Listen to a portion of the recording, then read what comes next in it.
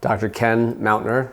We're at Emory Sports Medicine Center in Brookhaven, Georgia. Well, this is where I practice every day. This is where the Atlanta Hawks practice every day, and we're healthcare partners, and so we take care of the team. I've been a sports medicine physician now for over 20 years. I trained in a residency called Physical Medicine and Rehabilitation. Then I did a sports medicine fellowship, and I've been here at Emory my whole career. I practice non-surgical orthopedics and sports medicine, which includes a lot of interventional procedures to help folks with chronic tendon pain and osteoarthritis and other sports conditions. I played a lot of tennis growing up. I played some tennis in college as well. Always a huge sports fan, watching it as well, but tennis was my main sport growing up. Tendon treatments have evolved a lot over the 20 years that I've been practicing, mainly because we started using ultrasound tools in the office so we could actually see tendons better and treat tendons better. And so prior to Ocelot, early on, people were doing things like prolotherapy, where they were injecting these agents into tendons, such as sugar water, to try to get tendons to heal. We were doing just needling or fenestration of tendons to heal. And then there are more common things you may have heard of, like PRP or platelet-rich plasma injections. And then there are some debridement devices such as 10X or 10Jet that are on the market that also can treat tendon pathology. All of these methods have in common trying to get a tendon to heal by kind of jump-starting the healing process of a tendon.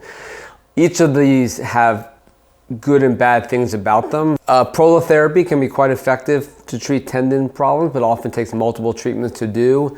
PRP, which is probably the most common thing done these days for tendon, is also something that I use quite a bit and can be effective. It is generally not covered by insurance companies, so there's often out-of-pocket costs to them. And it's extremely uncomfortable for those first few days after treatment, and so people don't always like the amount of pain or discomfort they're in initially. And then some of the other devices that we use to treat tendon often require going to a surgery center, which can certainly increase costs for patients and the healthcare system in general. And we haven't seen as much data to suggest how well they actually work. The main thing we look for is reduced pain and improved function. More than anything, if you look at tendons, we don't always know when tendons to heal or how long it takes for a tendon to actually look normal. But if a tendon can function normal and the patient can get back to the activities that they had to stop because of their tendon problem, then that's what we consider a success. So physical therapy is a mainstay of treatment for most any tendon disorder that I treat. And I do believe that physical therapy and strength training and some modalities and soft tissue work can definitely help tendons heal. Sometimes they just don't do it well enough and patients continue to have pain.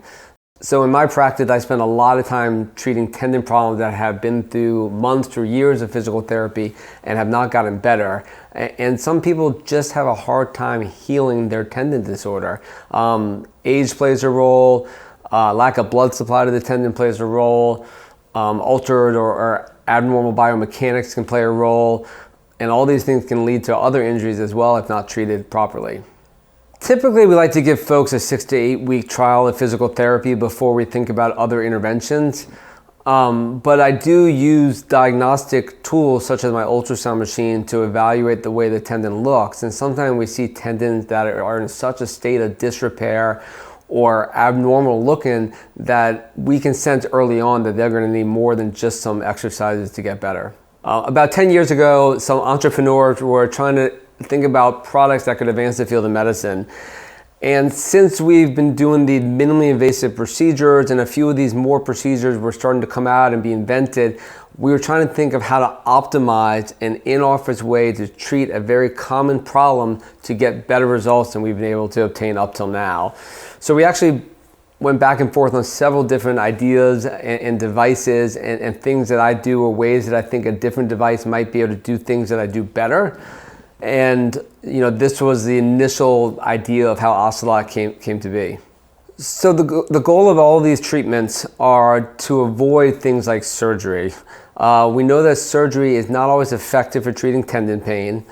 We know that with surgery comes increased risk as well as increased scars as well as potential increased complications such as infection or things of that nature that involve going to an operating room and all those associated findings. And so the goal of Ocelot is to create a minimally invasive device that can be used at the bedside in the office, that is safe and effective and can get people back to playing their sports or doing what they haven't been able to do. Overall, we've had extremely happy, satisfied patients with the Ocelot device up to this point.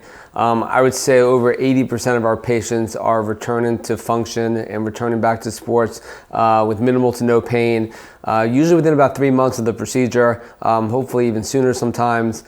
There is a period of rehabilitation they need to do after the procedure. There is some increased pain and discomfort that occurs after the procedure. The whole idea of the Ocelot is to almost deconstruct a tendon that hasn't been healing on its own to restart that healing process. And the healing process takes time, and we can't speed that up in a week or two. If we decide to do an Ocelot treatment on a patient, basically they come in the day of the procedure into the office setting. We don't put them to sleep. There's no anesthesia or tubes or IVs or any of that used. We will numb the area up locally with some numbing medication.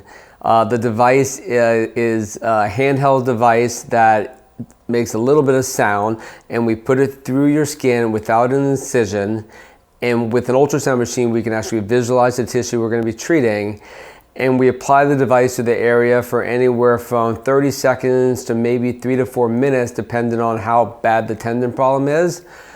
And then when we're done, we put a Band-Aid on, patient get to go home, rest up for a few days, and then start some rehabilitation and hopefully be on the way to feeling better. Patients are here for 15 to 20 minutes from start to finish of the procedure, and that includes setup time, signing consent forms, numbing the area, and doing the procedure.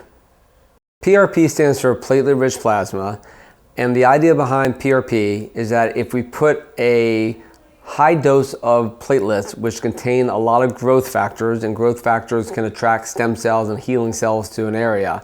If we put a high concentration of growth factors into an area where there's a tendon disorder or maybe a partial tear of a tendon, it will then draw attention to the area and then allow your body to come in and create a healing response for a tendon that hasn't been healing otherwise. And PRP has been used fairly commonly for about 15 years in a lot of sports medicine practices like myself.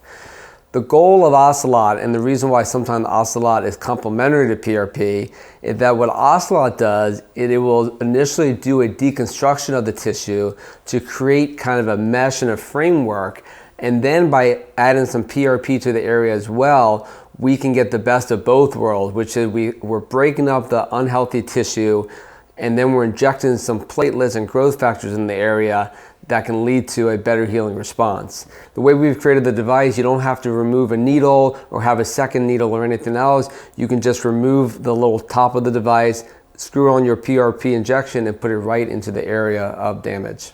To do a PRP injection, you have to draw blood and centrifuge it beforehand. That's about a 15 to 20 minute process.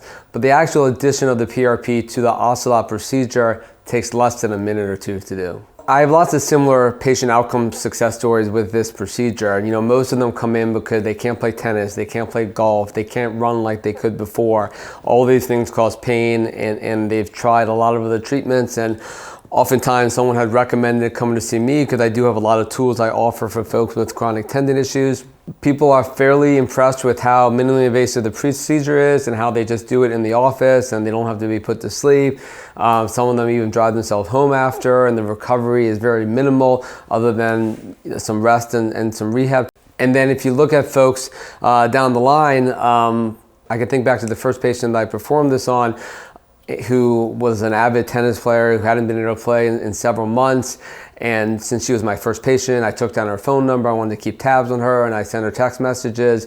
And the first 3 to 4 weeks, she was doing okay, not much improvement. And then I didn't talk to her for a while. And then about 6 weeks after that, I sent her a text, and she said, "Oh yeah, I'm 100% pain-free. I'm back on the tennis court," and she was super satisfied with the result. And that's the way it goes in a lot of the patients who we end up treating. There are some ultrasonic debridement devices on the market which have been around for a while, which I do use in my clinic, and I think they do have some utility.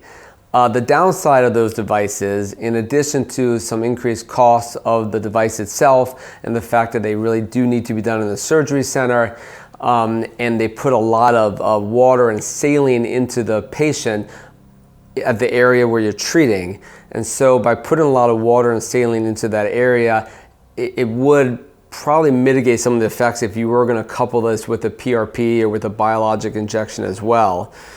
The other thing is these devices are a lot bigger and bulkier, and although they claim to debride tissue in the area, our device, our TendoNova device that we use, has very similar effects as we studied these in animal models side to side. And we're really creating the same kind of tissue changes that we do with these other devices. Almost any tendon disease that you are treating right now with an ultrasonic vacuum debridement device, you could treat with mechanical debridement and using the TendoNova Ocelot device.